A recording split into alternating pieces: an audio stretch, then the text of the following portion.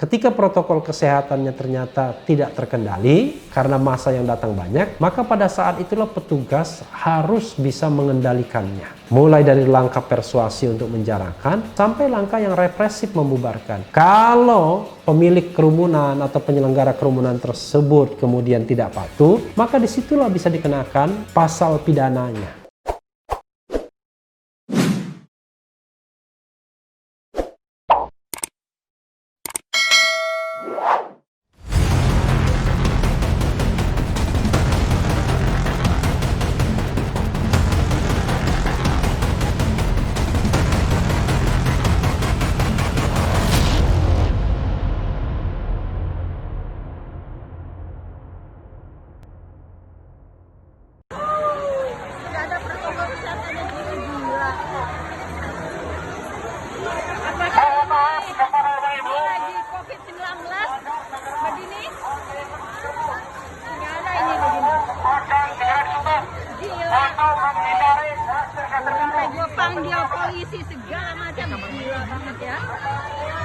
Assalamualaikum warahmatullahi wabarakatuh, Sobat RH sekalian. Jumpa lagi kita di channel yang keren ini, Keren Cadas. Sekali lagi, keren cadas. Saya akan membacakan berita yang ringan saja, tapi ini bisa untuk refleksi dan bagaimana kita berpikir dari sisi logika hukum ya. Sekali lagi, logika hukum, tentu logika hukum yang sehat dan lurus ya, tidak punya kepentingan. Begini, ini ada berita dari Detik News, viral kerumunan di Waterboom Cikarang. Polisi bubarkan pengunjung. Menarik kan beritanya ya? Kok saya mengangkat berita ini? Nanti coba kita lihat ya. Kita bacakan dulu. Kabupaten Bekasi, sebuah video memperlihatkan kerumunan pengunjung Waterboom Cikarang, Kabupaten Bekasi, Jawa Barat. Dalam video yang viral tersebut terlihat warga memadati tiap sudut dari tempat tersebut. Kapolsek Cikarang Selatan Kompol Sukadi mengatakan peristiwa tersebut terjadi pada Minggu 10 Januari 2021 kemarin. Polisi pun langsung membubarkan pengunjung di tempat tersebut. Kemarin itu masyarakat bukan hanya dari Bekasi, tapi dari Jakarta dan Bekasi kota juga ada. Jadi numpuk dan terpaksa kita bubarkan, kata Sukadi saat dihubungi Detikcom Senin 11 Januari. Sukadi mendapatkan adanya penumpukan massa di lokasi tersebut dari warga pada pukul 13.00 waktu Indonesia bagian Barat. Pihaknya kemudian langsung bergerak ke lokasi dan membubarkan kerumunan di Waterboom Cikarang ini mulai pukul 13.30 waktu Indonesia bagian Barat. Pukul 13.30 WIB kita bubarkan jam 2, pukul 14.00 WIB steril,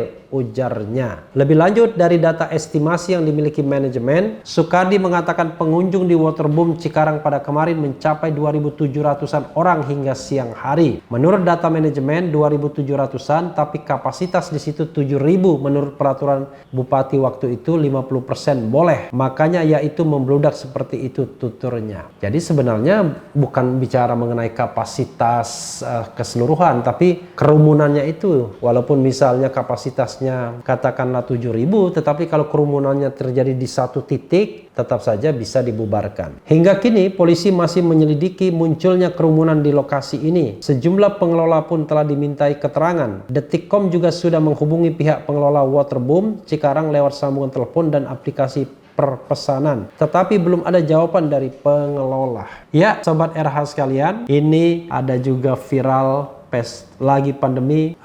Lihat, lagi pandemi ada kerumunan pesta ulta di Tulung Agung. Jadi Sobat RH sekalian, sepertinya berita ini ringan saja, tapi saya ingin bicara tentang logika hukum. Sama seperti dengan Habib Rizik ya, terjadi kerumunan juga. Ketika terjadi kerumunan tersebut, Sobat RH sekalian, harusnya petugas membubarkan acara tersebut, kerumunan tersebut, atau yang lebih bijaksana adalah menjarangkan kerumunan tersebut sehingga bisa diatasi potensi penyebaran COVID-19. Sampai di situ, maka sesungguhnya tidak perlu ada penersangkaan, tindak pidana ya yang disangkakan kepada Habib Rizik misalnya. Kecuali tadi sengaja dipasang trap lalu dipersoalkan kemudian. Jadi pada saat itu baik di Megamendung maupun di Petamburan harusnya petugas menjarangkan kerumunan tersebut atau membubarkan sama sekali. Tapi bagaimana kalau misalnya tuan rumah melawan? Nah, kalau dia melawan atas tindakan petugas, maka pidananya adalah melawan petugas. Itulah yang dikatakan Profesor Mahfud MD, bahwa yang namanya PSBB itu tidak ada sanksinya. Walaupun ada satu sanksi kalau dia menghalang-halangi. Sanksinya itu, pidananya itu kalau mereka melawan petugas yang sedang ingin menegakkan protokol kesehatan. Tapi dalam kerumunan di Petamburan misalnya, ada petugasnya sebagaimana tertuang, tampak, terlihat, terpapar,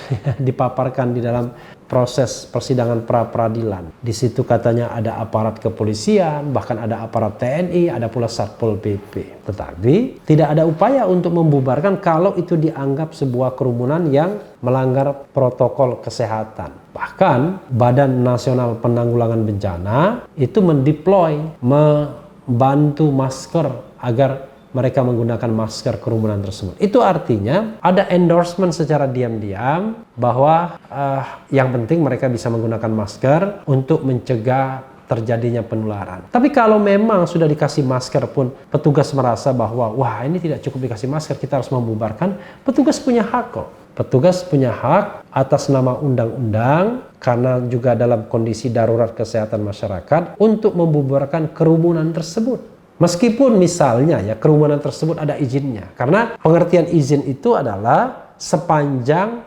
mematuhi protokol kesehatan. Ketika protokol kesehatannya ternyata tidak terkendali karena massa yang datang banyak, maka pada saat itulah petugas harus bisa mengendalikannya. Mulai dari langkah persuasi untuk menjarahkan sampai langkah yang represif membubarkan. Kalau pemilik kerumunan atau penyelenggara kerumunan tersebut kemudian tidak patuh, maka disitulah bisa dikenakan pasal pidananya, yaitu menghalang-halangi atau tidak patuh upaya penyelenggaraan kesehatan masyarakat. Jadi logik ya Sobat Era sekalian. Nah sayangnya adalah waktu itu ada petugas mendiamkan saja, bahkan BNPB memberikan masker yang seolah-olah melakukan endorsement secara diam-diam. Tetapi setelah itu Habib Rizik dan 5 orang lainnya ditersangkakan karena dianggap melanggar protokol kesehatan. Tidak itu saja, Habib Rizik bahkan harus ditahan badaniahnya karena ditersangkakan juga pasal 160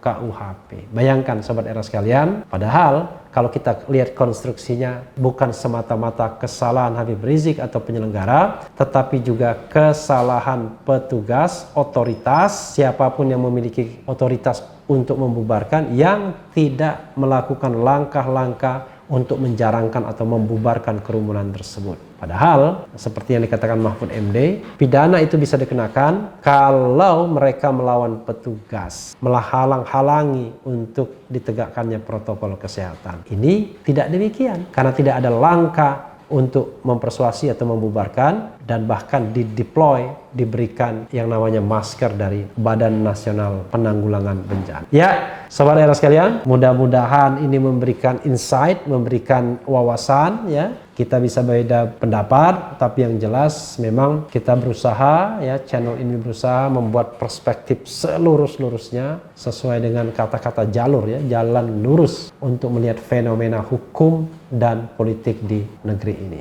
Yang penting tetap di channel ini, karena di channel ini Anda akan dirayu, ditipu, dibaperin, dicecar, diuber pula di jalur khusus. Karena channel ini adalah channel yang mengancam, memeras, dan membenci. Jangan lupa subscribe, like, comment, and share. Cheers.